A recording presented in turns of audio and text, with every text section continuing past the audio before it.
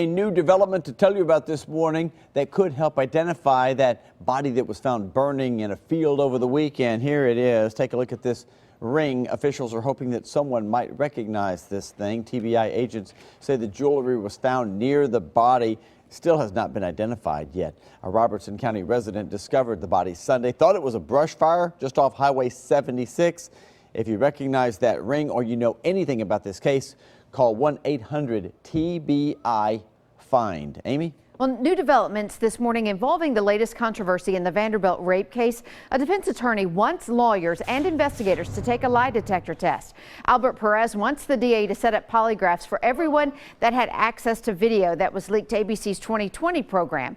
Brandon Banks and Jaborian McKenzie have still yet to go to trial for the crime. Attorneys worry the leaked video will affect the case. Perez wants the DA to use a federal examiner to conduct the test in a neutral district. The DA's office says it will cooperate with any investigation conducted by the court or by law enforcement.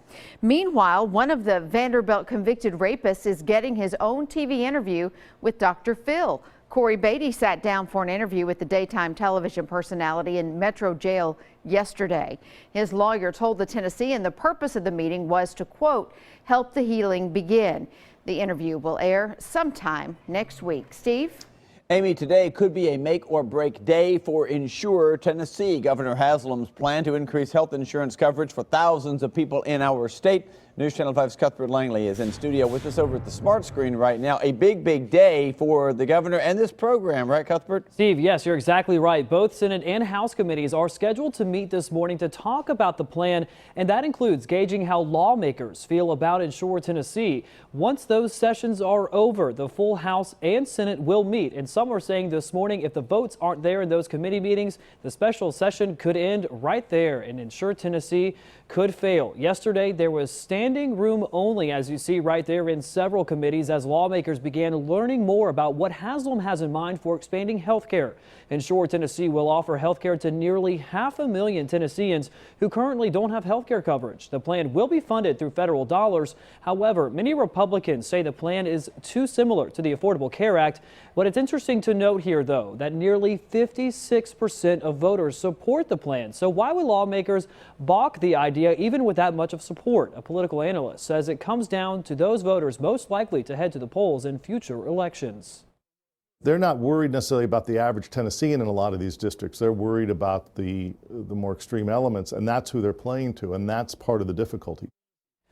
Now, the committee hearings will begin this morning at 9 o'clock, and as we have all week, we'll have continuing coverage throughout the day, both on air and online. Amy? Cuthbert, thank you. A sheriff's department corporal won't be back at work this morning. Michael King faces 2 counts of statutory rape by an authority figure and 2 counts of aggravated statutory rape. King was appointed as a Montgomery County patrol deputy in 2005 and promoted to corporal about 2 years ago. He was fired after being indicted for rape.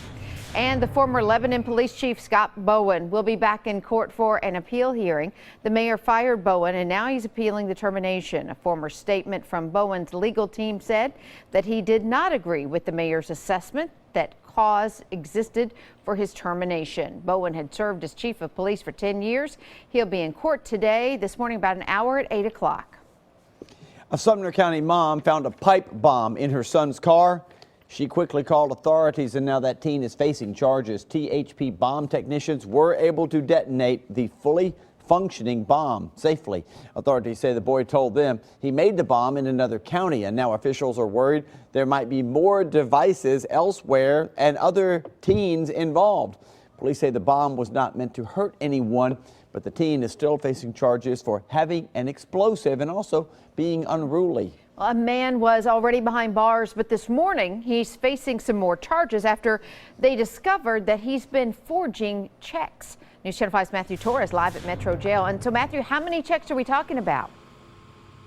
Amy, good morning. In my hand is a copy of the affidavit report, and it said that the suspect cashed in on 9 stolen and forged checks. This all happened in October within the span of 6 days.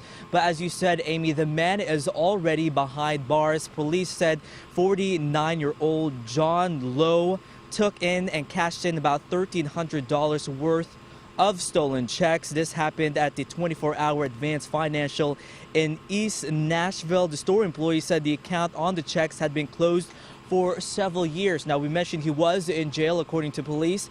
He was also arrested back in December for theft, and since then he has been in jail and will remain in jail this morning, where he now faces forgery charges. He is being held on a $20,000 bond. For now, reporting live at the Criminal Justice Center this morning, I'm Matthew Torres, News Channel 5 HD.